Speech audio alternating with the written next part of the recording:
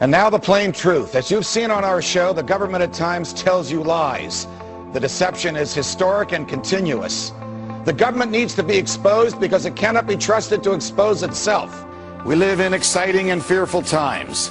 Most of you today are not afraid of big crime or big business or big labor. Rather, most of us are most afraid of big government.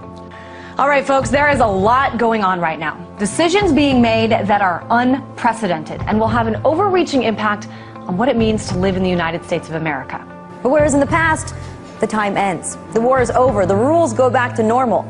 Is this time going to be different? There they examine the erosion of the rule of law and our rights, starting with the Bush administration and continuing on with the Obama administration. It's a detailed account of everything from torture, targeted killing, extraordinary rendition, warrantless wiretaps, an overall massive and unchecked surveillance state, indefinite detention, religious discrimination and profiling, and so on. You're seeing innocent Americans being wiretapped. You're seeing them put on, these kill lists, and you're seeing people being investigated for doing something as benign as taking pictures of buildings. Now, the changes include allowing agents to search a group or person proactively without having to make any records of it, allowing them to tail people more than once during a proactive assessment, searching people's trash to find a potential informant, attending up to 5 meetings of a group undercover, eliminating extra supervision of investigations of politicians or journalists if they are witnesses and not suspects, and eliminating any protections for low-profile blogs. You cannot, under the Patriot Act, even tell a judge under oath in a public courtroom that you received a warrant written by a federal agent. We are being monitored by what is called FBI's, quote, Nationwide Suspicious Activity Reporting Initiative. Oh boy, how Orwellian does that sound? It apparently contains 161,948,000 suspicious activity files on tens of thousands of Americans, including your employment history, financial documents, phone numbers, pictures, and any other information that the authorities can gather on you. Here comes the twist: on people who have not been charged with any crime. They are just considered suspicious. Not only can the FBI file these reports, but local police can. But not only can local police, your neighbor can turn you in. If your neighbor reports suspicious activity, then it goes in the file. That means they can collect all of your information. They can listen to your phone calls, they can read your emails. Whatever you do that you think is private is not private. The American government is collecting that information without a warrant. Any cell phone, yours included, can be pinpointed, even if you never make a call. Consider your cell phone your own personal tracking device, like it or not. A federal judge has ruled that FBI does not need to get a warrant in order to put a GPS tracking device on your vehicle. All they have to do is think that something you're doing is suspicious enough to put the device on your vehicle, and it's fine. Researchers reported that iPhones and Droids tracked your every location and then stored that material. Well, careful what you tweet. An online privacy group suing the Department of Homeland Security over its recently announced plans for a system to monitor blogs, message boards, and social media sites like Twitter, Facebook. And the idea from the brains over at the DHS headquarters will allow the government to keep data on anybody who uses any sort of news or media outlet to share, report, or stay informed.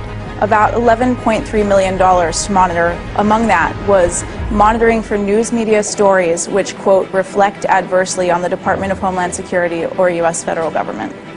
Whoa, so monitoring it's like for criticism. We're going to spend $10 million, $11 million bucks to see if anybody doesn't like us. Yeah, that's part of the contract. And make a note of it? Is to monitor for criticism, to monitor for dissent.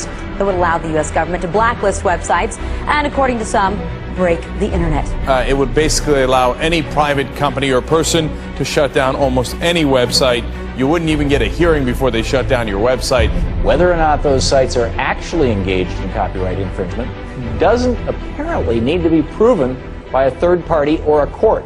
It's strictly up to the entertainment industry. In other words, if they don't like you, you're shut down. An international agreement that lumps piracy and counterfeiting into one, which has been discussed behind closed doors for nearly 6 years. And it was only when WikiLeaks published a discussion paper in 2008 that it came to be public knowledge. Last year, President Obama signed an executive agreement to get the U.S. on board without asking for congressional approval. Even though the precise terms of ACTA remain undecided, preliminary documents reveal many troubling aspects about the proposed agreement, such as removing legal safeguards that protect internet service providers from liability for the actions of their subscribers, in effect giving internet service providers no option but to comply with privacy invasions. Anyone out there who's familiar with the internet service Mega Upload should pay attention, because the feds could very well be watching you. The Protecting Children from Internet Pornographers Act of 2011. Sounds harmless. In fact, it sounds very moral, doesn't it? What they're doing is collecting all the websites you've been to over the last 18 months so they can use it against you at a later time. And like, who cares about illegal wiretapping at this point? Like, now the government is pushing to make sure that internet service providers immediately hand over all this information about you, which websites you visited, what your activity is online. You're treated as a criminal and you have to prove yourself innocent. You know, my personal preference is for the You Are All Criminals Act, which is shorter and I think more to the point, because it reverses the usual presumption that we do a search when we think a particular person is guilty. And the assumption behind this bill is we keep everyone's data, we make the company store everyone's information for the government because anyone might be guilty. And now it looks like domestic drone use is going to come to an airspace near you. So that means that by September 30th, 2015, drones will be flying in the same airspace as airliners, cargo planes, business jets, and private aircraft, as the Associated Press described it. Local police departments are now using Predator drones in order to basically spy on U.S. citizens. More and more of our civil liberties being taken away, more and more Big Brother watching over us at all times. One point we wake up and we're the frog and we've boiled. And we go, how the hell did we wind up in this state? In this police state where they watch everything and U.S. citizens are targeted, sometimes without trials.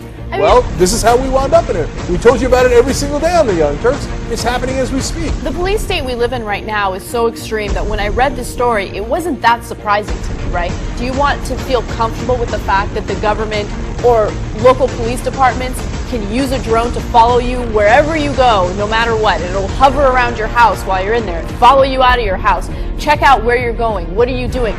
This police state thing has gotten out of control. A better eye in the sky, they're calling it the Blue Devil. And here's what is interesting. With the Blue Devil, what they can do is they've got so many cameras on board, they can actually take a look and know exactly what's going on over 36 square miles. They've got these supercomputers on board that do all the figuring out about, okay, we just heard somebody right over there say this, how do we follow? Yeah, in fact, they're that optimistic, they say it's going to be in the sky on October 14th. In the meantime, they're still sewing up the Kevlar. Security says people who oppose abortion or worry about the threat of illegal aliens could pose a radical threat to America. They're the ones we need to be watching at Homeland Security. Why are conservative values suddenly being singled out as a terror threat? People who pay for small purchases in cash, like coffee or gum, apparently that's a big red flag. Big time. But the FBI sees a cash payment as a way for you to cover your tracks, blend in with the normal folk without leaving a trace. Now, one specific area that we've been warned about incessantly over the last few years is the threat of homegrown terrorism. And it's not just a line that was repeated by officials or put into reports. No, we saw the government act on it. We've seen one sting operation after another. The Triangle Center on Terrorism and Homeland Security has just released a report that shows that the feared wave of homegrown terrorism has not materialized. The report's author actually called it a minuscule threat to public safety. This threat has been inflated, but the facts do not back up the claims.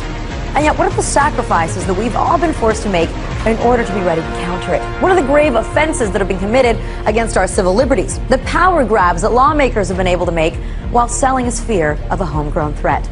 That includes Miranda rights being curtailed for domestic terror suspects. We now have an indefinite military detention provision codified into law through the NDAA that was just signed by the president on December 31st of last year. There's a bill that's been pushed by members of Congress to strip Americans of their citizenship if they're accused of being associated with terrorism. So, all that we can get from Panetta's answer here is that the evidence doesn't matter. Due process in a courtroom to prove that evidence doesn't matter. If the government calls you a terrorist, they can kill you, and the rest of us are just supposed to take their word for it. This is part of the problem. The dangers of this overly expansive global war on terror is that anything can now be deemed a battlefield by the administration. You know that NDAA the president signed on December 31st of last year, the one that codified indefinite military detention into law? Well, it's already being applied to legal rationale.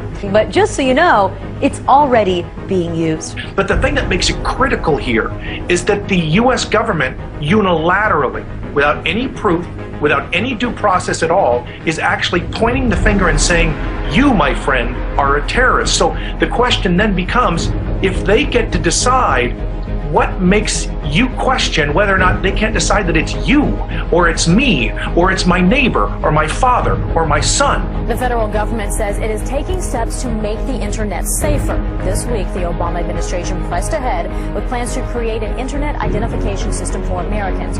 Now you're telling us that the government is going to compile this information from passports and from state driver's licenses and put it in a national database. Once you've created a system like that for that purpose, what other purposes might you put it to? Controlling access to health care? Controlling access to housing? How about gun control? Well, you create this system for one purpose, it can be used for just about anything. And you might see kiosks at every government building. It might be that on handheld devices, law enforcement officers would look you up in the National ID database to see if you're entitled to be in the country, or to see if you have tax obligations you haven't paid yet. What if you're in a dispute with the government? If you get crossways with the government, you could be de-identified. A national biometric ID card is at the center of a new bipartisan immigration plan. Sounds like something out of the future. Now, the nationalized ID that's being proposed, which includes retinal scans for Americans, fingerprints, vein mapping, and facial mapping, why don't we just brand all the babies at birth? The government taking a big new step, looking to build a huge database of people's physical characteristics. The FBI is taking on $1 billion project to gather fingerprints, palm patterns, even digital pictures of faces. Eventually, it could expand to include iris patterns, face shape patterns, scars, even information about how you walk and talk. FAST stands for Future Attribute Screening Technology.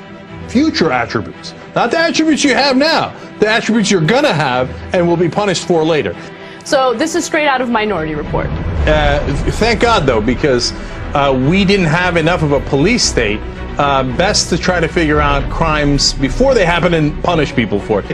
And this sounds like something that can't happen, but it can. It's incredibly real. It will monitor, among other things, body movements, voice pitch changes.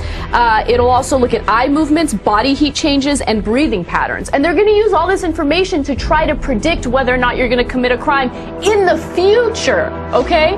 So watch out how you move your eyes, and if you're breathing too hard, it might cause you a problem. Do you want somebody with a bomb walking into a football stadium or an airport? Yeah, that's their reasoning for everything. That's their reasoning for taking all of our civil liberties away. I'm not buying it, okay? They fearmonger, they use fear as a way to sell this bullshit. This is thought police. This is out of 1984. You can't think a certain way, because if you think a certain way, they're going to predict that you might do a crime in the future. It's unbearable. We got to stop this kind of stuff. Since 2001, the federal government has spent $34 billion on militarizing our local police enforcement.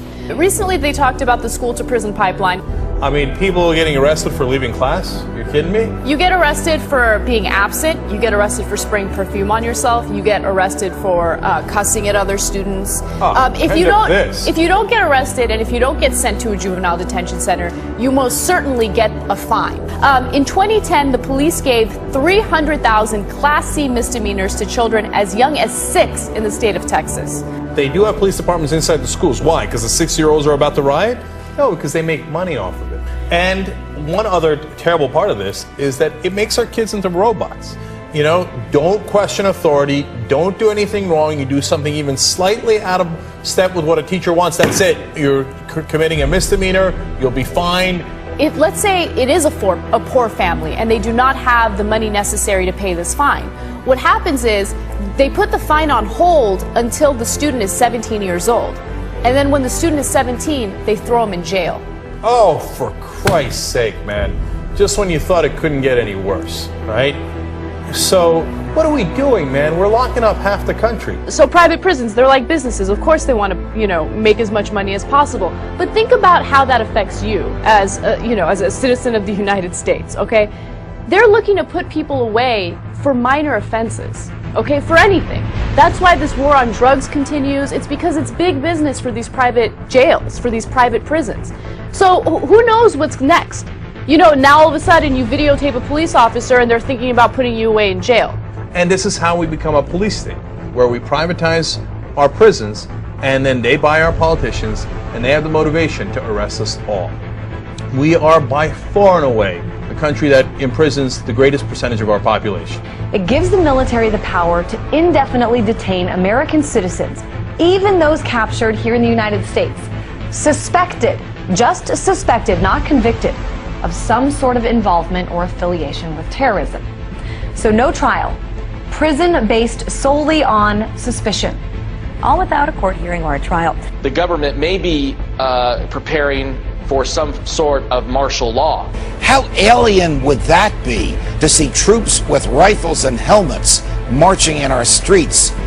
New questions tonight about an Army combat brigade being trained to deal with civil disturbances in the United States. All in the name of the war on terror.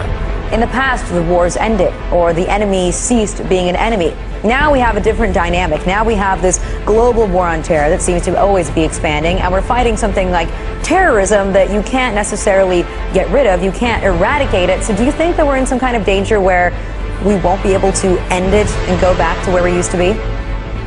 Now, what's really happening here is an attempt to undermine a democracy and replace it with a corporate plutocracy or something that's profoundly anti-democratic. American people are starting to, they're like the canaries in the coal mine on this issue. They're starting to smell the poisonous gas of fascism creeping into our country. Is this 1984? This is 100% naked, classical 1984, in-your-face tyranny. This is straight out of 1984. We're living in a police state. We have the government keeping these heavy files on us when we're completely innocent and doing nothing.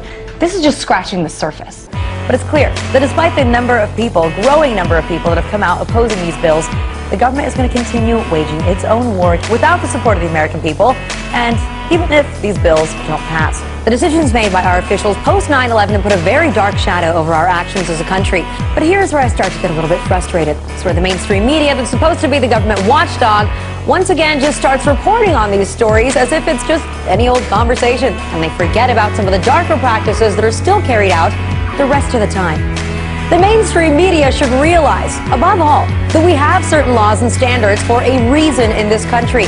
So the politicians don't think that none of us are paying attention when our Constitution and our values are completely trampled on. But they'd like to pretend like it's just a simple tit-for-tat between Obama and the contenders trying to take his seat. He said, she said. Instead of he's wrong, all of you need to step back from the post-9/11 world of fear and paranoia that allows for the laws to be stretched and bent and decimated. And all of you need to come back to reality. This battle is just getting started.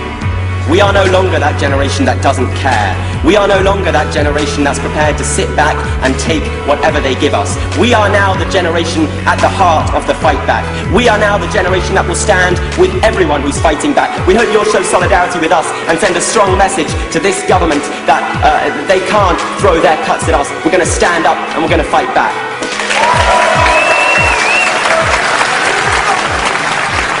One day, somebody's going to have to make a stand. One day, somebody's going to have to say enough. If you don't fight for your rights, they don't exist, because power always wants to take them away. But our Constitution doesn't mean a damn thing if we, the people, don't stand up for it. Yellow ribbons and lapel pins will not save this country. be it with your lives, labor, or tax dollars, stop investing in your own oppression. Guard your communities from the police state. Don't waste a single vote or a single dollar on the two-party system. Do not be content merely to grumble and to march while they are using fear, force, and violence as weapons of oppression. We must embrace the opportunity to resist civilly while we still can. American values have been nearly vanquished by consumerism, militarism, and authoritarianism. A loose collective born on the internet, Anonymous has no official members and no hierarchy. You know, law enforcement is intimidated by Anonymous. We have no threats, but behold the power of the quill and ink. We must, as a nation, once again, embrace defiance, rebellion, and resistance. We are Anonymous. We are Legion. We do not forgive. We do not forget. Do not fuck with us.